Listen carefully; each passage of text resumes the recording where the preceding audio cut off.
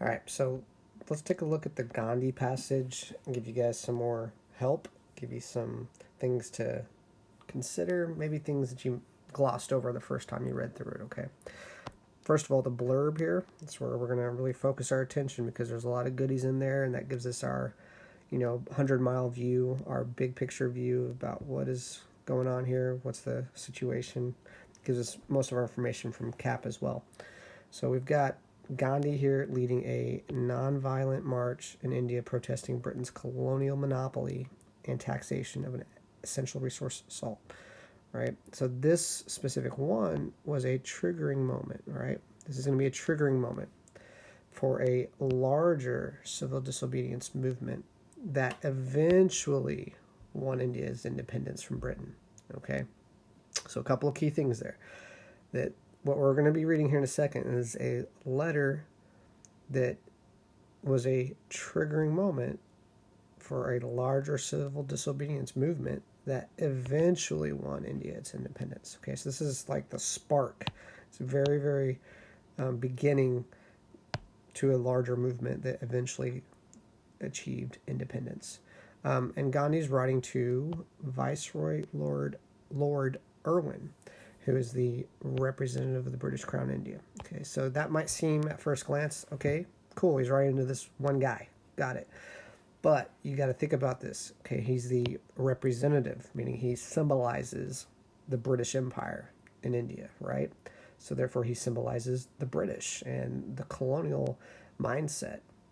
So he's more than just one man in this sense. And so, yes, Gandhi's literally writing to this one guy because of his power placement, presumably. But more importantly, he's writing to the British mentality, the British mindset, the British people, the British Empire, and maybe even any empire that is a colonial empire, you might infer. Okay? So it's not just one guy. Okay, next, of course, we have to analyze the rhetorical choices. Okay, that's always the focus of rhetorical analysis is what are the choices he makes to prove his point, to present his case. All right, so that's the blurb. So now when we get into this first passage here, first column rather, immediately you have the first person I, right? So we've got this coming up, and he's setting the stage, talking about his task here seems to be a little bit of a mad risk. Okay. The victories of truth have never been won without risks, often of the gravest character. So perhaps a little bit of pathos here, talking about what's at stake, what's going on in his mindset to achieve truth and achieve victory.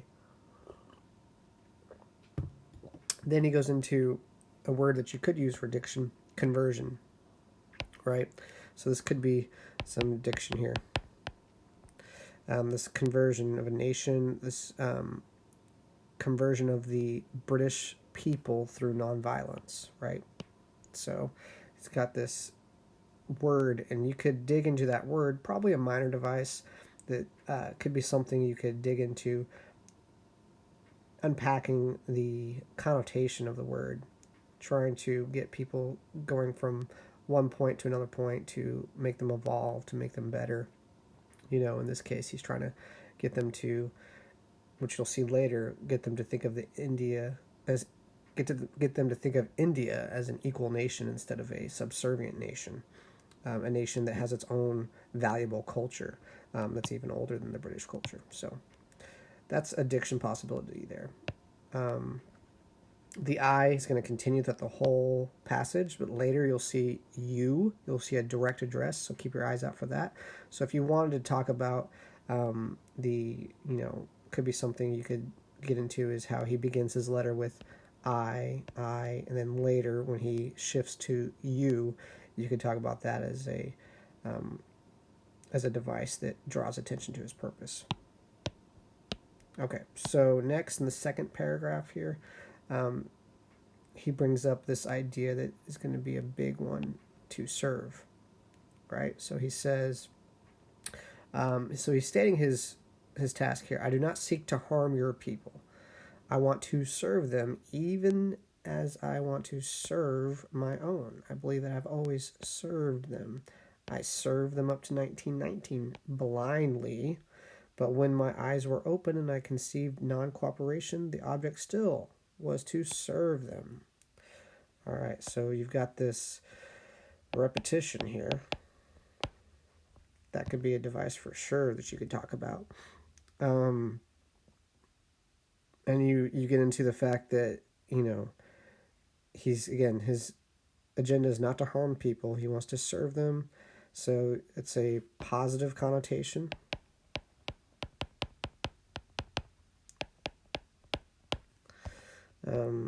And you might think serve might trigger this negative relationship as in like a master and a servant, but that's not how Gandhi's using it here, because he even says, I did serve them up to 1919 blindly, so that's the negative part, but when my eyes were opened and I conceived non-cooperation, the object still was to serve them.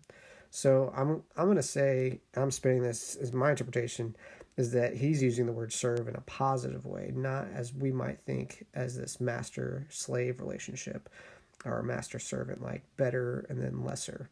He's definitely using it in this idea that it can be a good thing. It doesn't have to be a negative connotation at all times.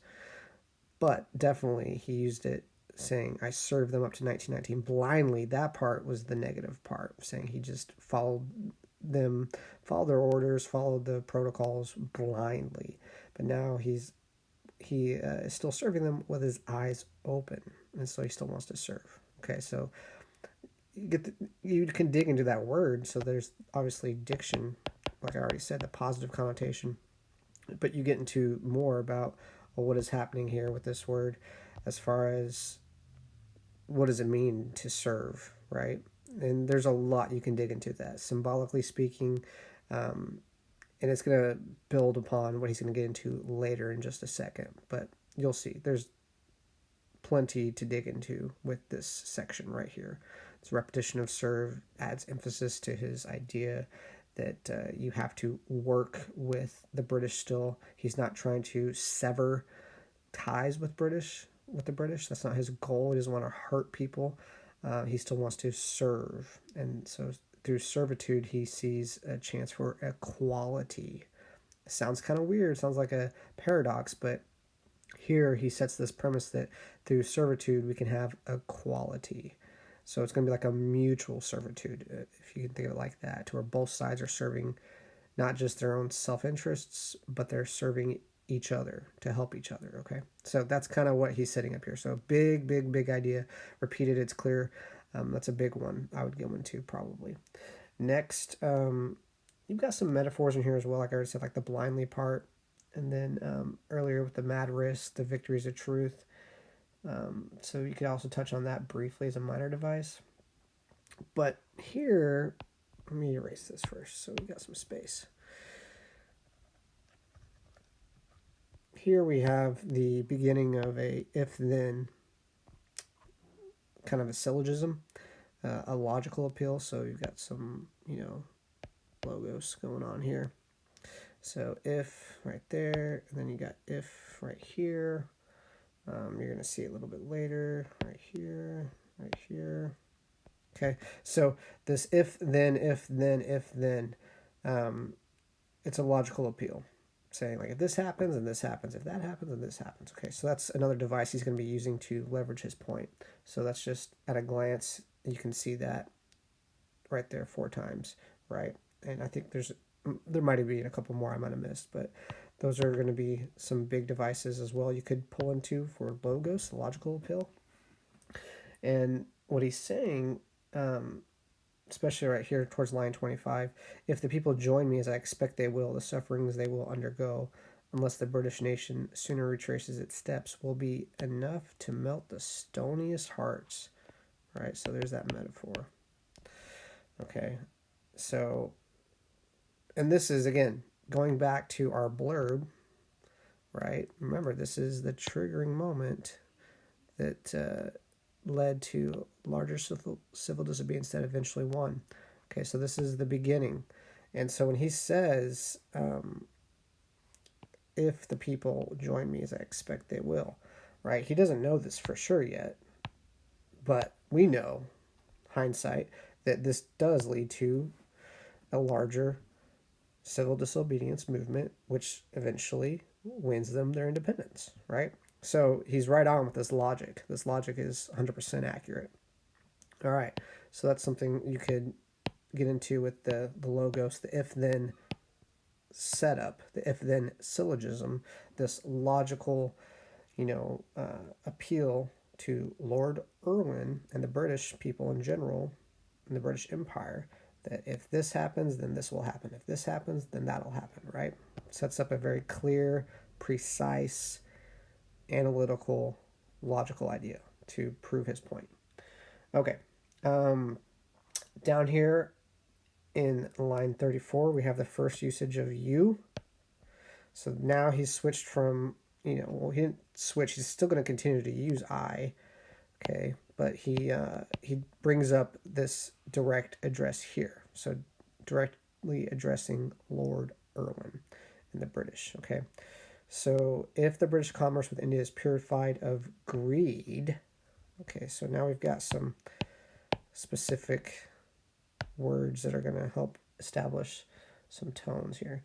So if it's purified of greed, you will have no difficulty in recognizing our independence.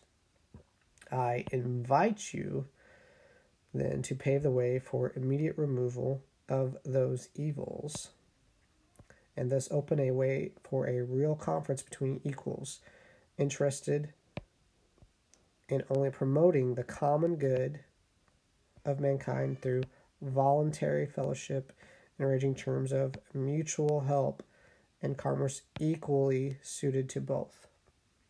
Right? Okay, so this is going to go back to the servitude idea. Right? Because now you've got, he's inviting the British to remove those evils, right? So remove your, I guess you might say, master mindset, and open a way for real conference, right? Real conference between equals. Let me switch colors here, that can help. Yeah, there we go. Between equals, interested in promoting common good, right? Common meaning equal good of mankind. So now we've got this invoking of everyone, mankind, everyone, not just the British goods and the British interests, but mankind's interests, right? Through voluntary fellowship. Okay, so again, voluntary, keyword there. So servitude might contradict voluntary, because if you're serving, it sounds like, well, you have to because you're serving. But again, you got to think about how Gandhi spins this term a little bit. He's spinning it in a positive way, right? So you got to think about that. He spins it in a positive way. So it's a voluntary fellowship. So voluntary servitude, in a sense, right? I'm serving you to help you. You're going to serve me to help me. So this voluntary fellowship of mutual help, meaning both, they're helping each other, and equal, right? This commerce that's equally suited to both. All right, so this, obviously, this little chunk is ripe with all kinds of goodies you can get into. So this would be, what kind of device would this would be? I mean, you'd call it diction, call it tone. Diction is building the tone, right? So tone is going to be the bigger device. Diction would be embedded into tone. You're going to see a lot of tone in the next column, but this part is really good. Okay, moving on. Sorry, this is taking so long. Okay, so the second column, we have a little bit more of the if-then, kind of the logical appeal. So get the if right there. If you cannot see your way to deal with these evils, again, evils, the connotation of that word, my letter makes no appeal to your heart. On the 11th day of this month, I shall proceed with such co-workers of the ashram as I can take to disregard the provisions of the salt laws. So he's spelling out what he's going to do. This is not a threat. or like the tone, I should say, is not a threatening tone. He's not telling this Lord Irwin to be like, hey man, you better do what I want you to do, otherwise this bad stuff's going to happen. He's just saying it as a matter of fact. So his tone is not a negative, or he's not blackmailing Lord Irwin here. He's just spelling it out like this is what's going to happen. Okay, so again, evils is a pretty powerful word you can get into there, dig into that connotation, right? There's a lot there. It might seem like self-explanatory, like, well, yeah, evil's bad, but you can really dig into why is he saying evil, right? What do you think Gandhi means when Gandhi uses the word evil? Okay, what might he mean with his interpretation of evil? All right, there's a lot of good stuff you could take out of that, a lot of unpacking. All right. And yep. And he says I regard this tax to be the most iniquitous of all from the poor man's standpoint. Well, what does this word mean? Right. That's going to go back to down here. Okay. Iniquitous, dealing with equality, right? So he's hearkening back to this idea of equality with that word. So that might be another word you quote if you get into that whole section. Okay. All right. Sorry for the zooming. Back into this. All right. So here about line 55, he uses evil again. So repetition of that for sure. The wonder is that we have submitted to the cruel monopoly for so long. It is, I know, open to you to frustrate my design by arresting me. I hope that there will be tens of thousands ready in a disciplined manner to take up the work after me, and in the act of disobeying the Salt Act to lay themselves open to the penalties of law that should never have disfigured the statute book.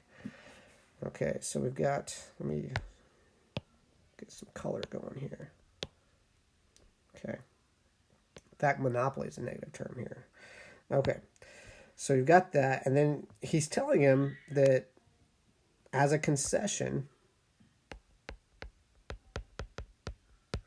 it's like, hey, I know you could just straight up like arrest me, but I hope that there will be tens of thousands ready in a disciplined manner, right? So there's your non-violent, again, in a disciplined manner to take the work after me. So he's basically saying, hey, straight up, like, let's be real. If you want to come and arrest me right now, you totally can come and arrest me. Like, it's not going to matter to me, but just know that it's not going to stop this movement. The movement's already going to happen. So, okay, so that's a concession. And so what that does, I mean, maybe you could get into probably the logos of it, like the logical appeal. This is appealing to Lord Irwin's logic, like, hey, I'm telling you straight up, Gandhi speaking here, I'm telling you can come and arrest me, but that's not going to stop things. I'm telling you this because I'm aware of your power, and I'm aware that you probably easily could take steps to frustrate my designs. And I'm acknowledging this reality to make my argument seem more realistic, that like, I know your point of view, where you're coming from, you have this power to arrest me right now. So by saying that, he's, in a sense, getting into Lord Irwin's head with this acknowledgement that, yes, you have this power to arrest me, but that's not going to stop the movement.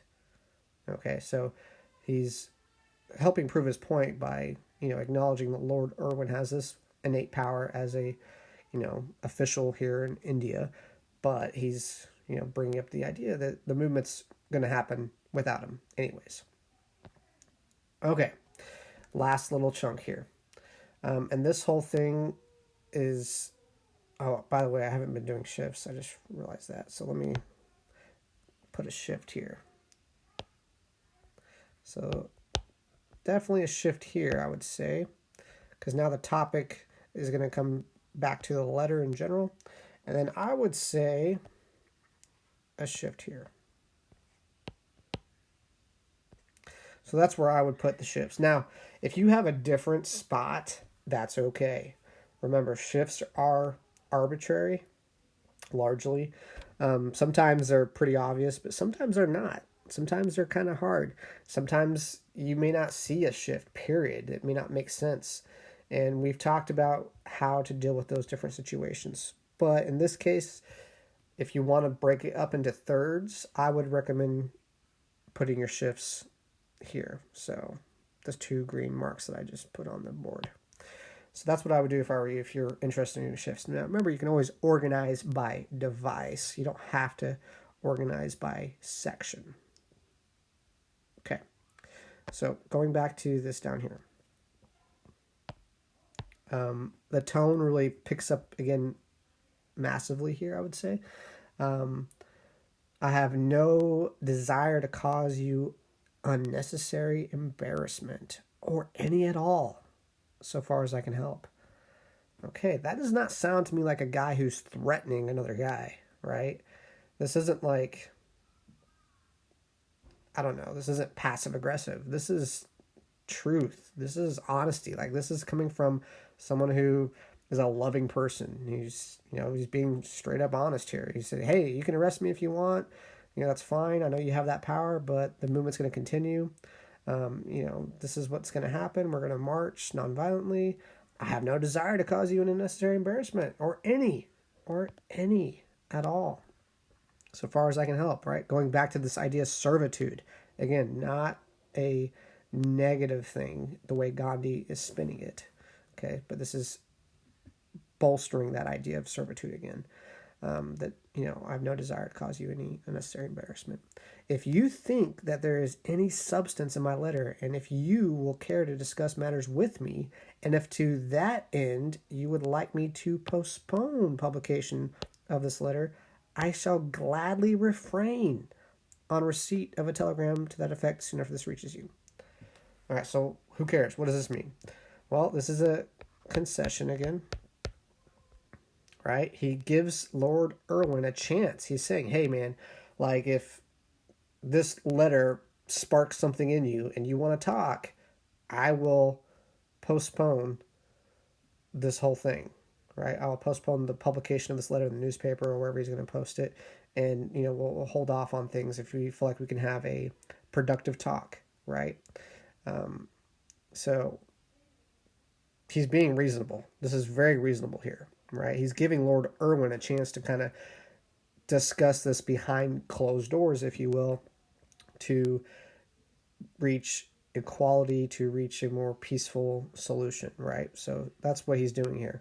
So this is a concession, giving him a chance, bolstering the tone, because he's being very open, he's being very flexible, he's being very loving, he's being very just Gandhi. I mean, there's no other word for it. I mean, the guy's Gandhi, right?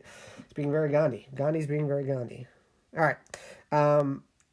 This last paragraph, rather. This letter is not in any way intended as a threat. So there you go again. So bolstering the tone here.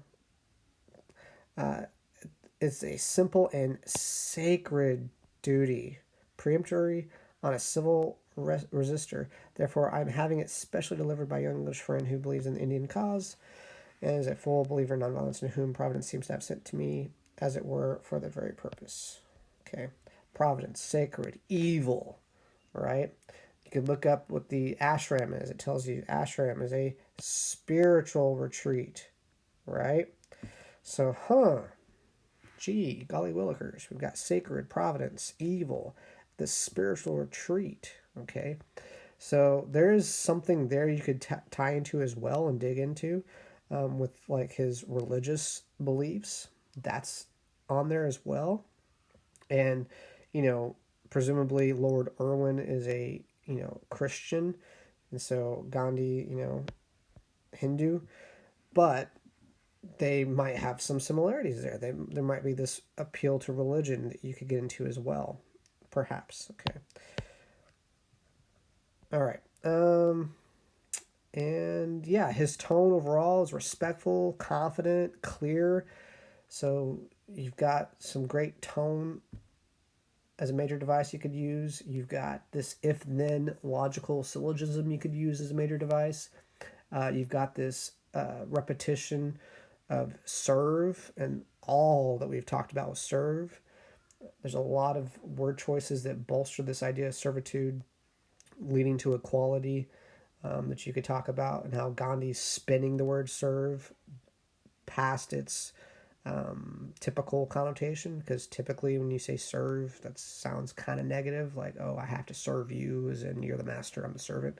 So he's spinning it beyond that to a more positive connotation, towards a mutual help. It's equal for both. It's a voluntary fellowship, right? That whole area over here in lines 35 through 42. So this whole area, lots of good stuff if you want to go with the servitude route. Definitely some pathos here with the religious stuff as well. The evil, the sacred, providence, the ashram. So you got, the blind. You've got some metaphors here, the stony hearts, right? So there's a lot of goodies here, guys. I would say definitely divide by thirds. I would say that's probably the easiest, instead of going by devices. And I would probably go with the logic, so logos. I would probably go with tone. And I would go into the idea of servitude. Those would be my big three. But there are others. There's the religious appeal.